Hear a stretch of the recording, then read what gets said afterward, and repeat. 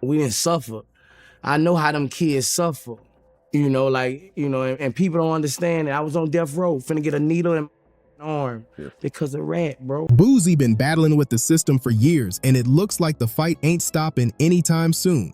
The rapper just landed back in prison, and fresh footage of him behind bars hit the net. He ain't looking too good. Fans are convinced the system is targeting him heavy, and the evidence makes it hard to deny. From the block all the way to federal court, the streets buzzing when word spread that Boosie Badazz, the same man who's always spit raw bars about real-life struggle, took a federal plea that could lock him up for 2 years. It sent shockwaves everywhere. The whole hood felt it deep, like a gut punch. This wasn't some wild crime spree. It kicked off like just another normal day for the Baton Rouge legend. On May 6, 2023, Boosie was out in San Diego working hard, filming a music video and gearing up to perform at the Phantom Lounge down in the Gaslamp Quarter. Just another money play to keep his hustle strong and provide for his 9 kids. But the streets always watching, and so are the cops. What went down next feels like some movie-level spying. San Diego police were tuned into an Instagram live from a neighborhood Crip member, and that's when they caught Boosie slipping, with a black piece tucked in his waistband during the shoot.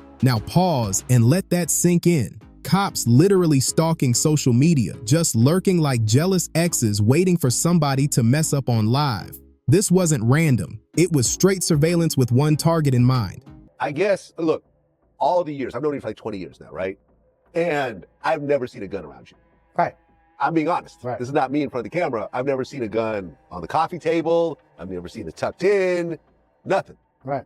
The response was straight out of an action movie, showing just how far the system will go when they got their eyes locked on you. They didn't just pull him over.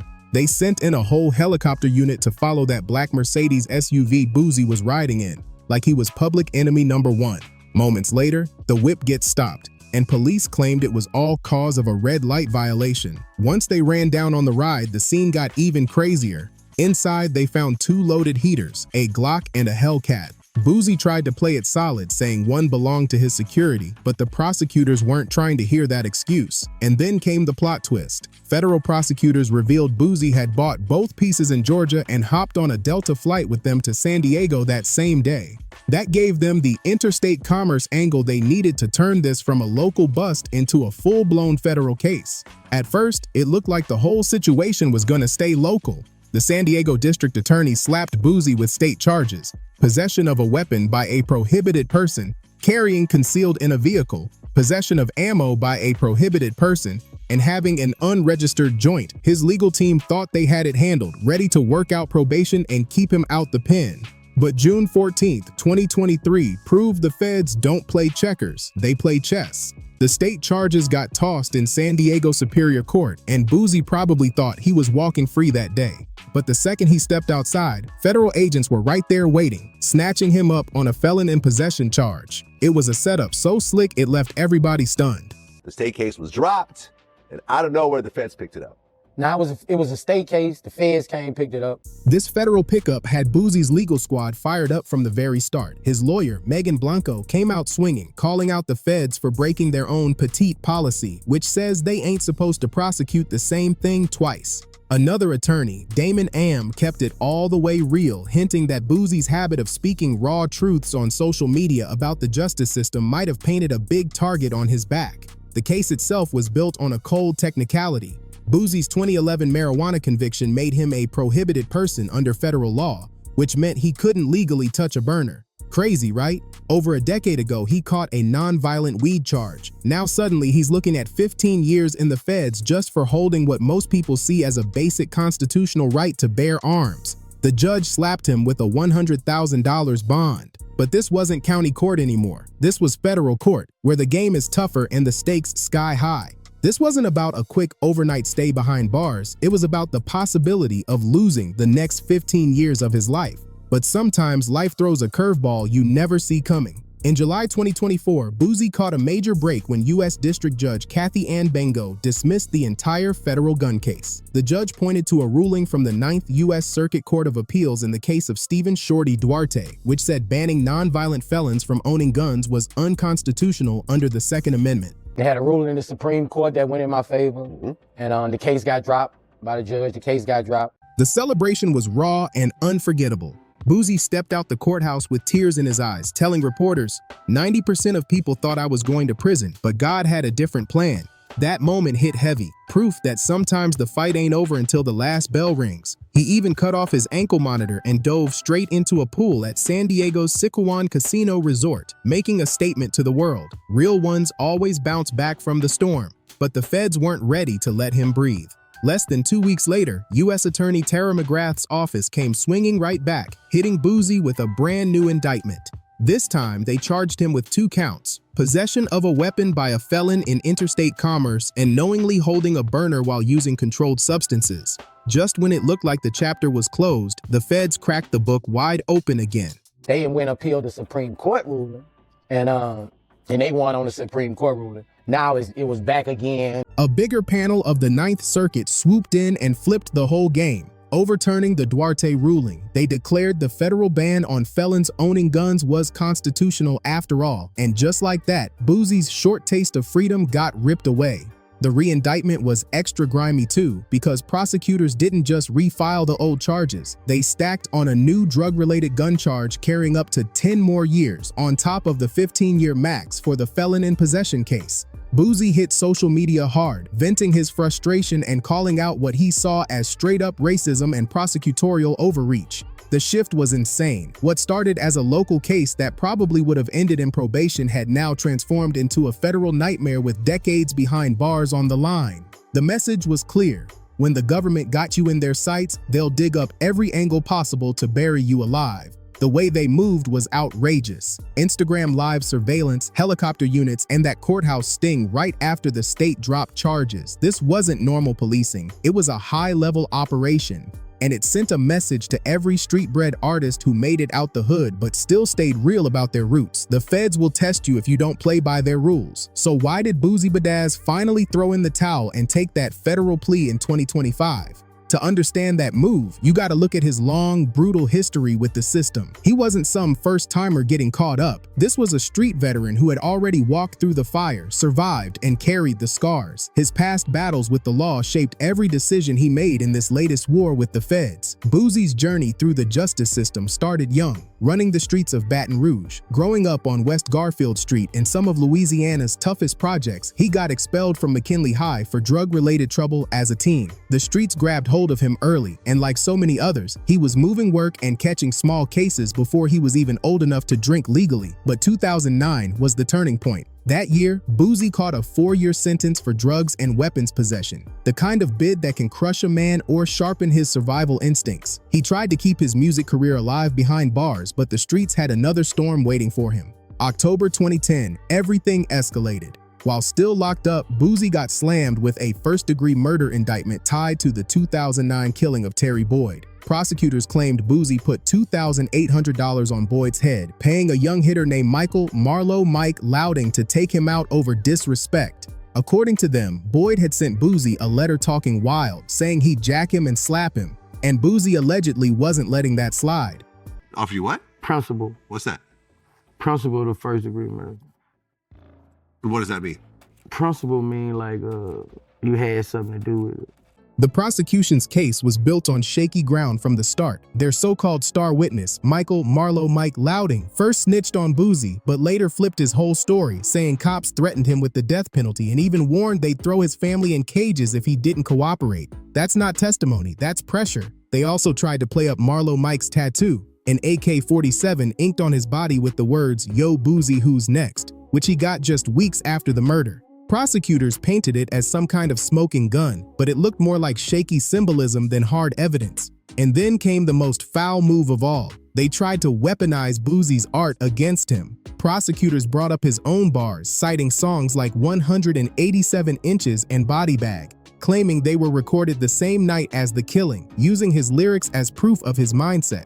That's a dangerous precedent. It means any rapper spitting about real street life could have their music twisted into so-called evidence. The system wasn't playing fair. They even tried to break Boosie down with a plea deal before the trial, pushing him to fold instead of fighting for his freedom. And what was the time that they were offering? I think it was like 15, but they're running concurrent, so I had like 5 left.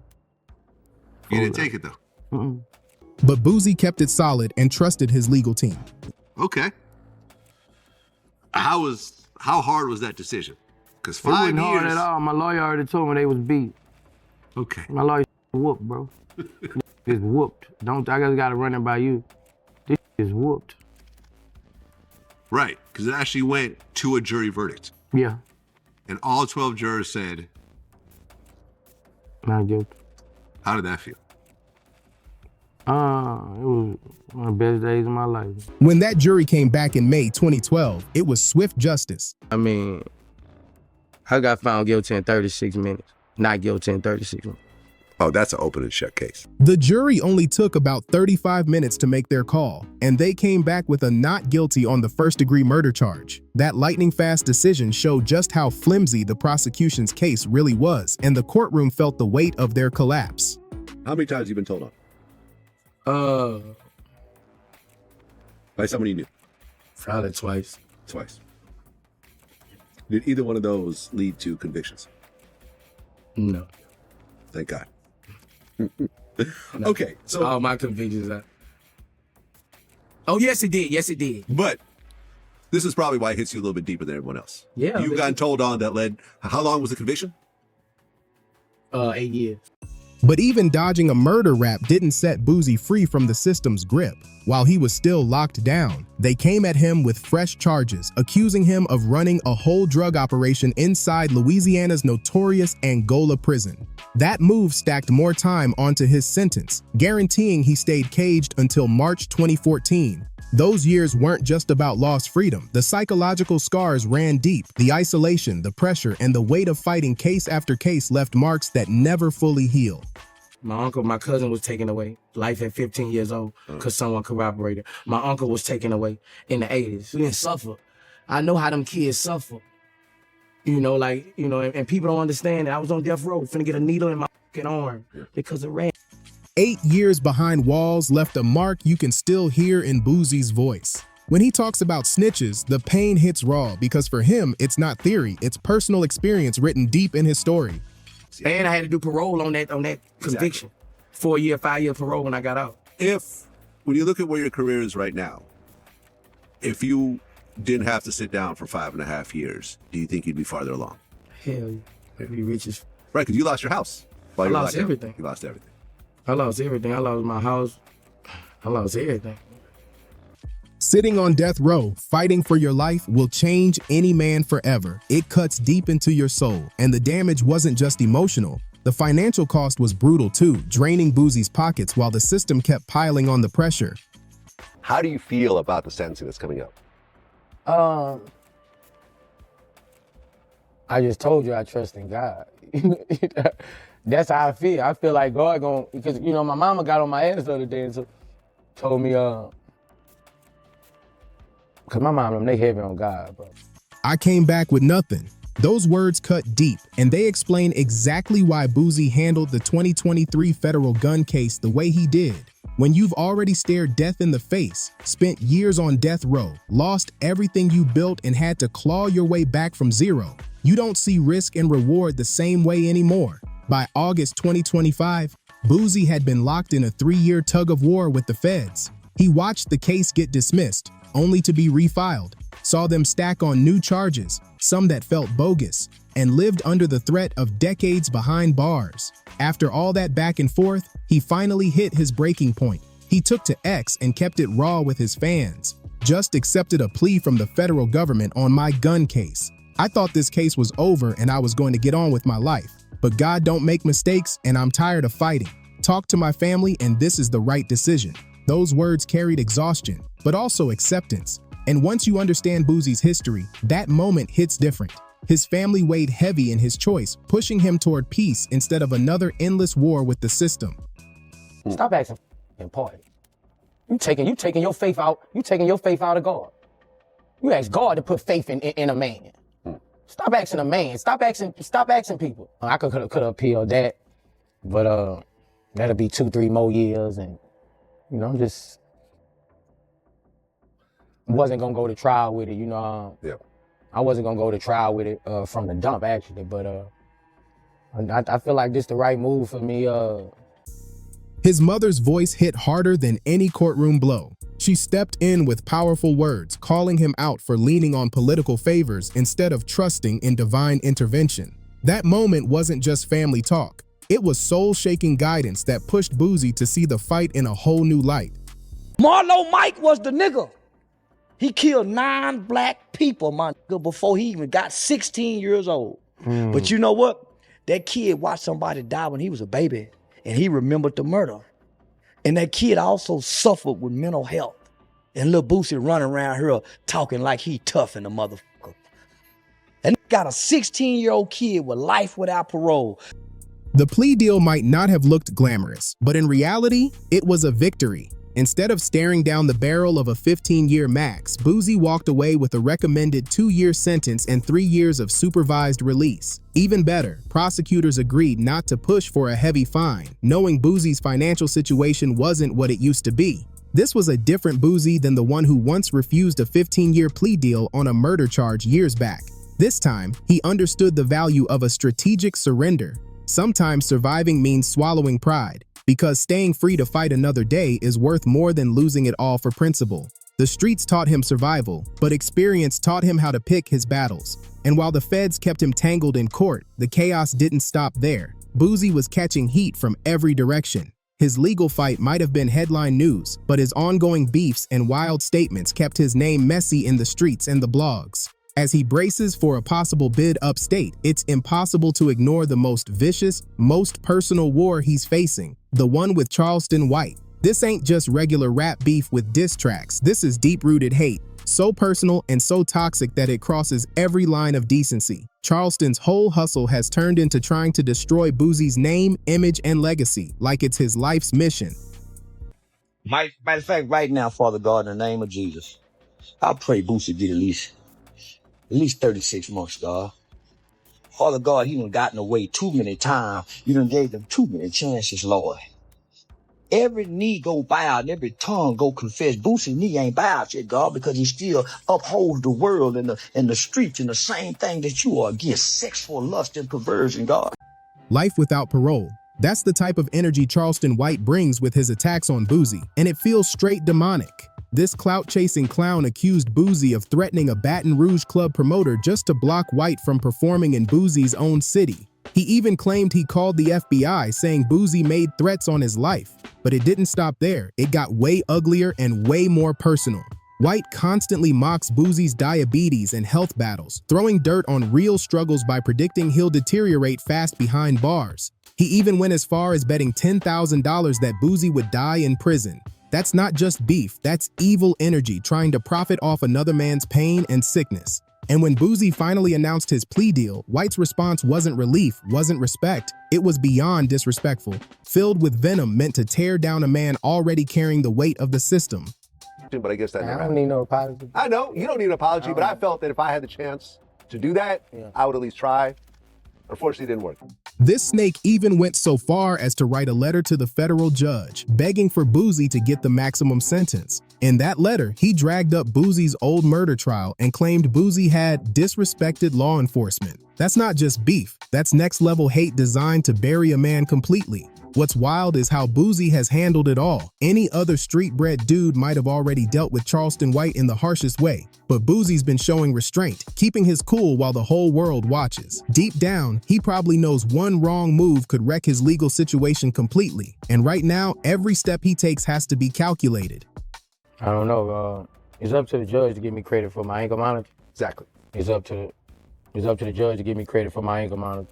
But Charleston White ain't the only storm hovering over Boosie's head when it comes to public controversies. His outspoken stance on LGBTQ+ issues has blown up into full-on PR disasters that stretched far beyond the hood and dented his reputation everywhere. Back in February 2020, Boosie went live and fired reckless shots at Zaya Wade, NBA legend Dwayne Wade's transgender daughter. He told Wade not to let his child transition, talking wild about a kid, which crossed heavy lines and got folks calling him transphobic. Then in October 2021, he doubled down, going even harder at Lil Nas X, telling the openly gay rapper to kill himself and clowning him for living his truth. That type of hate speech didn't just spark outrage, it got Boosie banned from multiple platforms, and the LGBTQ+ community was ready to go to war with him.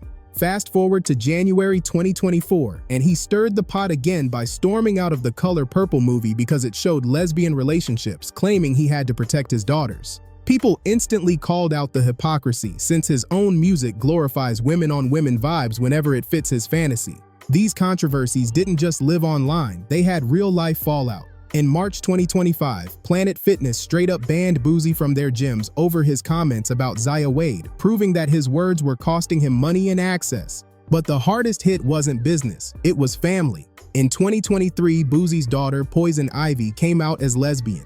Instead of standing by her, Boosie went on Vlad TV and said her sexuality wasn't accepted in their Southern Baptist household. Imagine the pain of being rejected by your own father just for being yourself. That's deep trauma, and it shook fans to see him draw that line with his own blood. Still, despite all the backlash, or maybe because of it, Boosie's managed to keep a loyal fan base. Some respect his raw authenticity in a world where rappers water themselves down for mainstream love. Boosie never switched up, even when it cost him opportunities and bags. Now, as November 21st, 2025, sentencing day creeps closer, the big question remains: what's next for the Baton Rouge legend? The plea deal recommends 2 years locked in with 3 years supervised release, but the final call rests with the judge. His lawyer, Megan Blanco, is pushing hard for probation instead of prison, spotlighting Boosie's charity work and community love, like the Caleb Wilson Memorial Scholarship, and reminding the court he's a father of 9.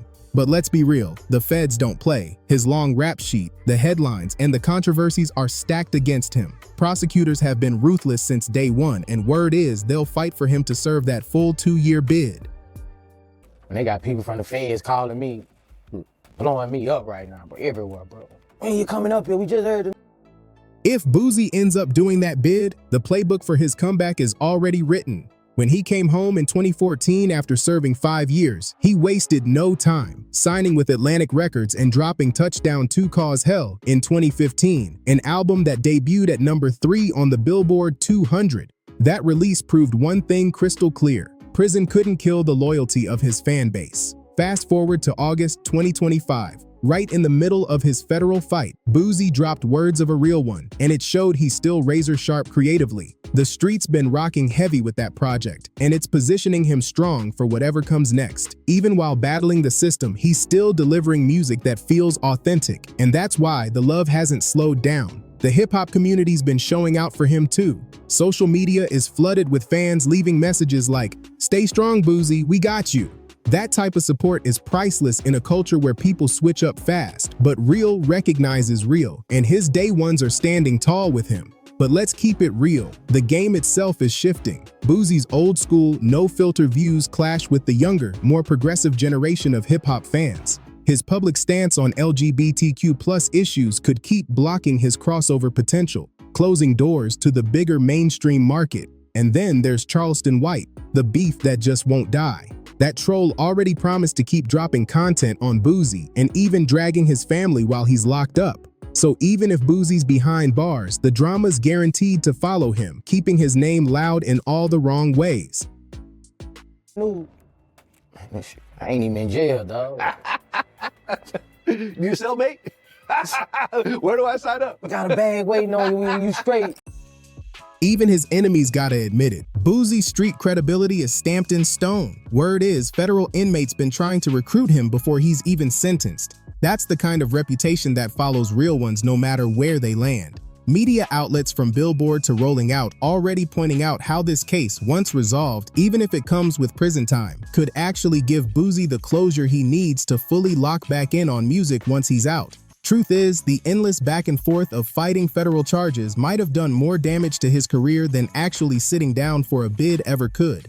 No matter what happens on November 21st, Boosie's legacy is already cemented. From the projects of Baton Rouge to the federal courts of San Diego, he's never bent, never switched up, never sold his authenticity for acceptance. The streets built him, the system tried to crush him, but he's still standing strong. The next chapter officially kicks off on November 21st, 2025, when Judge Kathy Benko-Vango hands down her decision. Whether Boosie gets the recommended 2 years, catches a miracle with probation, or faces something even heavier, he's already proven that real ones survive whatever the system throws their way. Because this story ain't just about one gun case, it's about the journey of a young man from the projects turning pain into profit, flipping street knowledge into billboard success, and never letting go of where he came from, even when it cost him dearly.